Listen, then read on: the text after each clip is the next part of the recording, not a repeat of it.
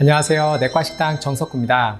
최근 코로나19 일일 신규 확진자 수가 50만 명을 넘어 폭증하고 있는 상태입니다. 이에 따라서 재택치료 받는 분들, 즉 자가격리하는 환자분들도 꽤 늘어나고 있습니다. 그래서 오늘 내과식당에서는 이 재택치료에 대해서 설명을 드리고, 우리 식구 중에 오미크론 바이러스에 감염되어 있을 때 재택치료자의 동거인들은 어떻게 해야 되는지에 대해서 알려드리도록 하겠습니다. 우선 코로나19 바이러스 확진이 되면 환자분들을 두 군으로 나눌 수가 있는데요. 집중관리군과 일반관리군으로 나눌 수가 있습니다. 집중관리군 같은 경우에는 60세 이상 또는 면역 저하자로서 지자체가 집중관리가 필요하다고 판단하거나 코로나19 감염 시 중증으로, 즉 위험하게 될 수 있는 가능성이 높기 때문에 집중적으로 건강 모니터링이 필요한 환자들을 이야기합니다.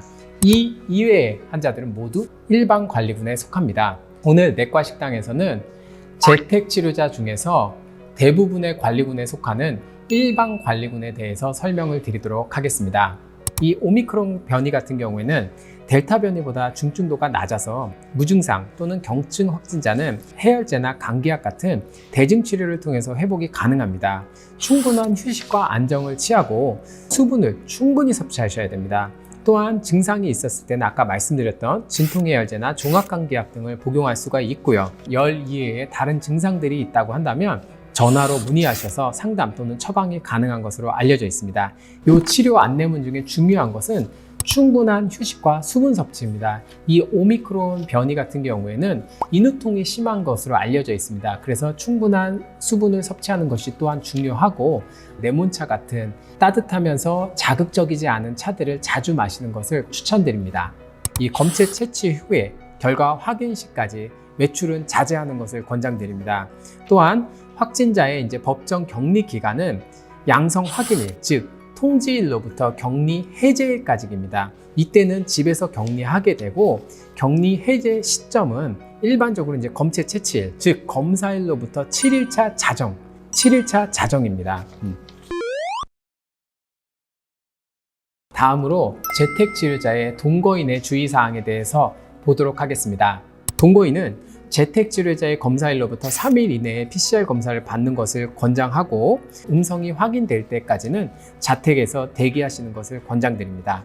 그리고 재택치료자의 검사일로부터 10일 동안은 다음과 같은 사항을 준수해야 되는데요. 가능하시면 외출을 최소화하고, 출근 또는 불가피한 외출 시에는 무조건 KF94 이상의 마스크를 착용하는 것을 권장드립니다. 또한 타인과의 대면 접촉을 최소화하고, 사적 모임 또는 고위험 시설에 방문하는 것을 자제하고, 의심 증상이 발생했을 경우에는 가까운 의료기관에 방문하여 검사를 받는 것을 권장드립니다. 10일 동안은 매일 아침 저녁 코로나19 의심 증상이 있는지 없는지 자신의 건강 상태를 확인하고, 증상 발생 시, 이 증상이라고 하는 것은 발열 37.5도 이상의 열이 나거나 기침, 호흡곤란, 오한, 근육통, 두통, 인후통, 후각 또는 미각 소실 등의 증상이 있을 경우에는 가까운 의료기관에 방문해서 검사를 받는 것을 권장드립니다. 다음은 재택치료자의 Q&A에 대해서 살펴보도록 하겠습니다. 이 재택치료자로 분류되기 이전이라도 확진 통보를 받은 시점부터 동네 병의원에서 전화 상담 및 처방이 가능한 것으로 알려져 있습니다. 가까운 동네 병의원 또는 호흡기 전담 클리닉 또는 호흡기 진료 지정 의료기관이나 재택의료상담센터를 네이버 또는 카카오톡 또는 심평원 사이트에서 찾아보실 수 있습니다. 재택치료 환자를 위한 독립된 공간이 없다면 재택치료는 사실상 불가능합니다.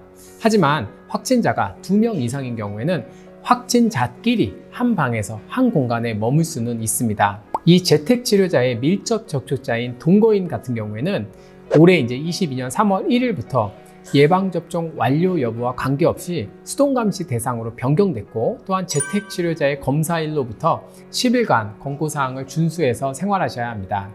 또한 반드시 재택치료자와 생활공간을 분리해야 하기 때문에 별도의 방이 있을 때만 재택치료가 가능합니다. 그래서 방이 하나인데 치료자와 동거인이 함께 거주할 수는 없는 형태입니다.